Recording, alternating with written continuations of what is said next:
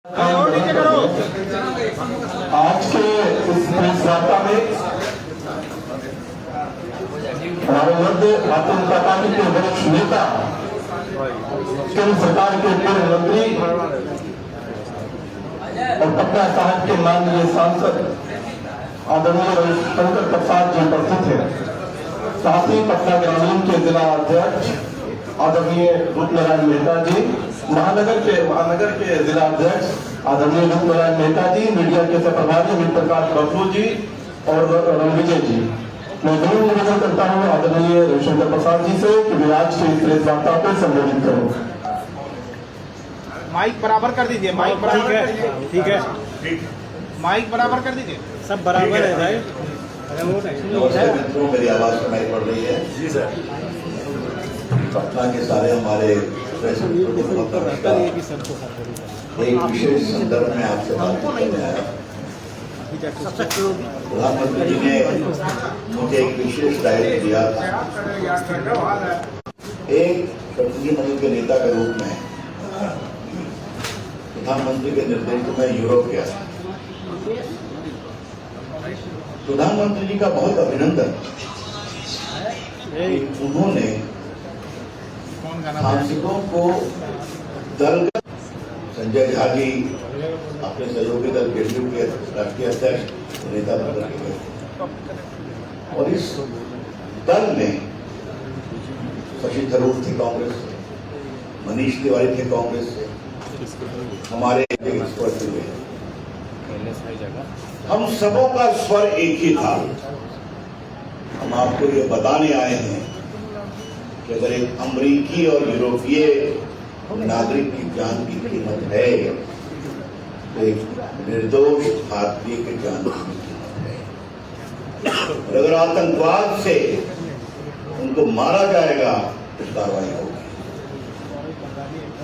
हमारी यात्रा फ्रांस से शुरू हुई, हम लोग रोम गए, फिर हम लोग डेनमार्क गए, कोपेनहेगन, फिर हम लोग लंदन आए, फिर हम लोग ब्रसेल्स बेल्जियम में। पटना की प्रेस ने एकदम मुझे ट्रेन कर ही दिया है कि मैं दुनिया में किसी भी मीडिया से बातचीत कर सकता हूँ, क्या लंदन, क्या पेरिस, क्या ब्रसेल्स। थिंक टैंक में बड़े बड़े वहां हमारे यूरोप में थिंक टैंक बहुत थे। हम लोग हाउस ऑफ कॉमन्स के स्पीकर से मिले। हम लोग नागरिकों के विरोधी नहीं हैं, लेकिन पाकिस्तान की समस्या है कि वहां के जनरल्स पाकिस्तान चलाते हैं और जनरल्स आतंकवादियों को अपने मंसूबों को पूरा करने के लिए उनका दुरुपयोग करते हैं। ये जनरल्स जनता के द्वारा चुने हैं, जनता के द्वारा उत्तरदायी। हमने ये भी बताया कि सारे आजादी के बाद से हिंदुस्तान के नेताओं ने उनसे रिश्ता बनाने की कोशिश की। क्या नेहरू किया, क्या शास्त्री ताशकंद पर हुआ, क्या फिर आपके शिमला एग्रीमेंट। अटल जी तो बस से ही गए, मोदी जी ने अपने शपथ ग्रहण में बुलाया, लेकिन क्या हुआ? आतंकवाद, संसद पे हमला, मुंबई, पुरी, पुलवामा, पहलगाम। हमने ये भी बताया कि एक बात आप ध्यान रखिए, 12,000 किलोमीटर गई थी ना अफगानिस्तान उनकी पहाड़ियों में, तो आप अपने नागरिकों को बचाने के लिए अगर 12,000 किलोमीटर जा सकते हैं तो नरेंद्र मोदी की सेना अपने नागरिकों पर हमला करने वालों की खोज में 400 किलोमीटर। और आप लोग ध्यान रखिए, रात के 1 से 21 मिनट में सबको नेस्तनाबूद किया।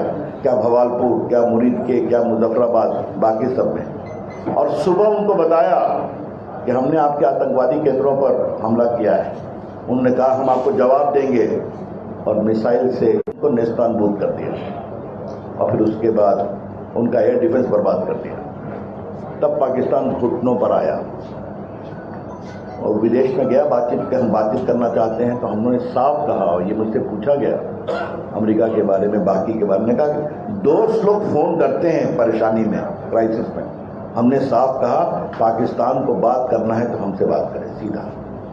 तब पाकिस्तान के डायरेक्टर जनरल मिलिट्री ऑपरेशन ने फोन किया, बर्लिन में आए थे। कोपेनहेगन में आए थे, पेरिस में आए थे।